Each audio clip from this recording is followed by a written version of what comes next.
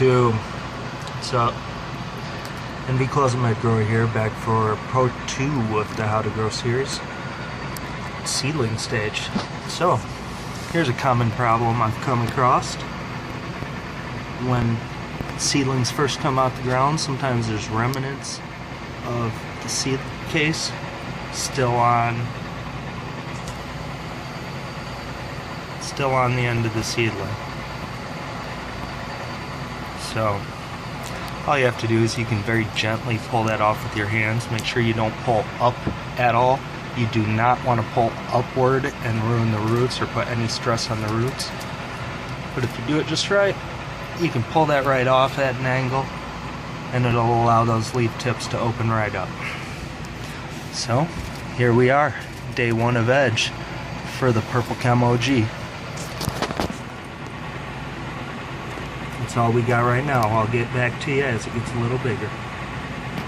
The other Purple Chem OG seed didn't crack, so I put it back in a cup of water. And I'm going to check on it once a day for the next 3 days. After 3 or 4 days, if it doesn't crack, we're going to assume it's a dud seed, and I'm just going to plant a different seed. And maybe a few days behind the other one, but we'll see. We'll do what we can do. So that's what we're going to do with this one. So it's back in the same water mixture as before, just water and a splash of hydrogen peroxide. One more thing to add. It's always important at this stage. I keep a bottle of RO water around and make sure I keep that humid still. We really need those, give it a few days to let those roots set in properly before you can really let the humidity drop too much. So even though it's up out of the ground right now, I'm still gonna put this bag back on it for probably another 24 hours.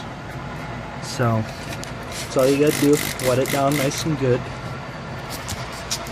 And we'll put this baggie back over top, let it sit, like I said, another 24 hours. And tomorrow we'll take off the baggie and see how she's doing. Okay, so we're back in the morning on day 2 of veg now, and starting to get our first little set of true leaves to pop out, standing up tall and erect. Now we can keep her out of the bag.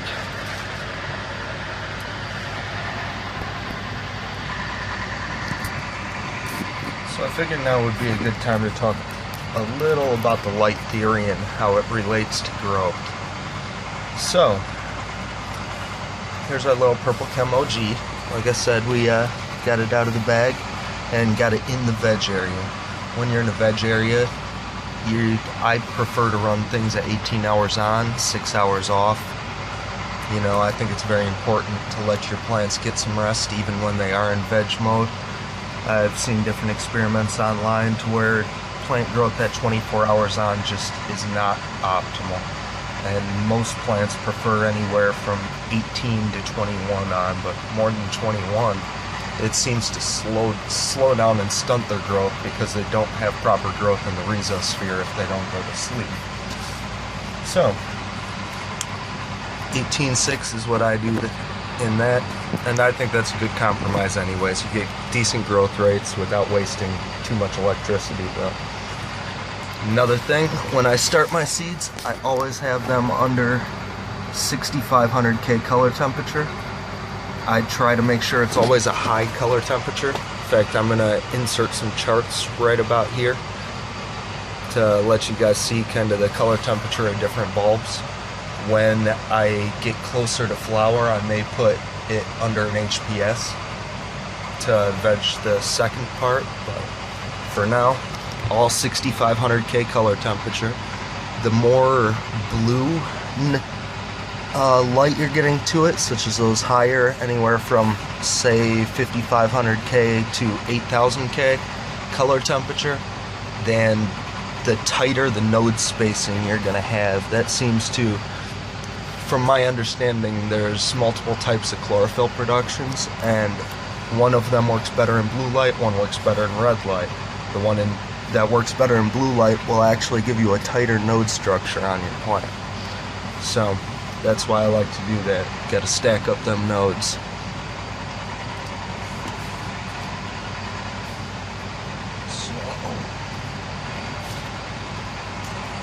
Now, one of the other important things is about how many lumens you have per square foot. When you're flowering out a plant, you're going to need it upwards of 10,000 lumens per square foot to have your maximum intake of light, maximum amount of photosynthesis to get you going. When you're in veg, that intensity in those lumens will also help determine your node spacing, and a little bit your speed of growth, but you don't need it nearly as high. So anywhere from 500 to 1500 lumens per square foot is, I'd say, okay for veg. 500 being a bare minimum. Your plants will stretch a bit at that, but they will continue to grow. 1500 seems okay for, small veg, clones, seedlings, things like that. Once they get a little bit bigger, then you're going to want to keep increasing the light that's getting to them as we go. Such as with my setup, I have these blue lights here at about 4,500 lumens running right now with just the 2 bulbs. And then in my large veg section, I have a 150 HPS with a bunch more blues. So you can see by the time these plants get over to that section, they're definitely increasing the amount of light they get to. And then subsequently, they will eventually move over to the flower tent, where I have a 600 watt HPS running right around 10,000 lumens per square foot. So that's how that works. Got to keep those nodes tight in veg. But for now, nothing to do until we let this little girl soak up some of this water and let some of this water evaporate out. So just watch your seedling, make sure the top of the soil stays a little moist still for the next couple days. And wait for your cup to get light. It'll be another couple days before we really have much to do on it. So I'll see you then. Alright, now we're back on day 6. Gave it a few days. So, here's what's happened since we changed. It's gotten a little bigger, and it's drank up all its water. Cup's really lightweight now. When you put your finger in the soil, you don't feel any moisture. It means it's time for its first watering, not its first feeding. It's still in seedling stage, and it's very important you do not give it nutrients. The other thing you'll notice I did was elevate the cup a little bit. Try to keep your seedling within 4 inches of your CFL if you're growing with CFLs like this. If you get it too far away, you're going to get a very long stretch. I put it in front of that on day 3, I believe. On the first day, it was down, ground level with it, and that's where all that stem stretch came from. And you'll see the first set of true leaves and the second set are damn near right on top of each other. That's because I had it, focus. That's because I had it right up close to that light. So, today, since I'm in a soilless mix and I plan on giving it chemical nutrients, we are going to give it a nice feeding at about 5.8 pH of just plain RO water. That's all it's going to get for its first 10 days or so. You see, I've already pH adjusted this to right around 5.8. So we're good to go.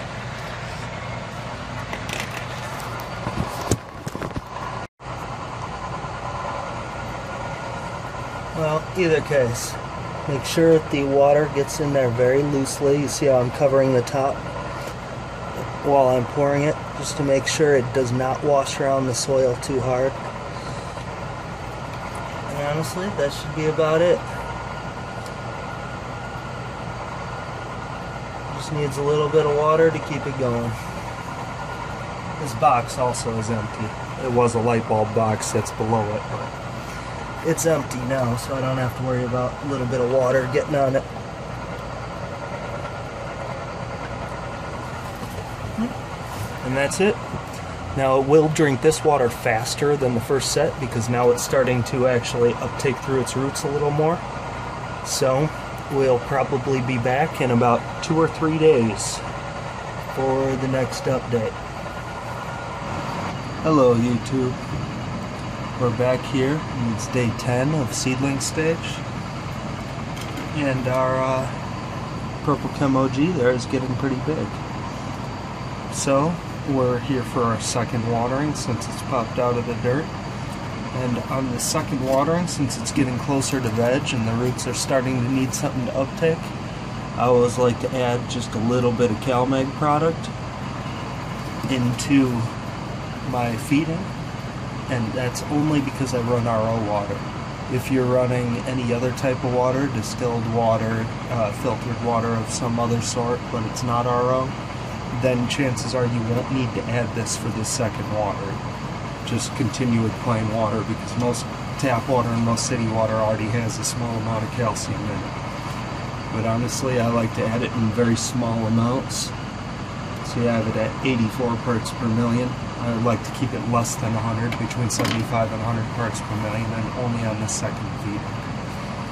So, just like before, I added just a little bit of water to the top until it's running out the bottom. I already added a little bit to it, so that should be enough to finish it off. And I'll be back to see you guys for part 3, early veg. So I hope you're enjoying the series so far. We'll have a lot more to discuss coming up involving nutrients, topping, and a lot of other techniques needed to get our plant started in early veg. So I hope you're enjoying. Make sure you comment, like, subscribe, and share. Peace.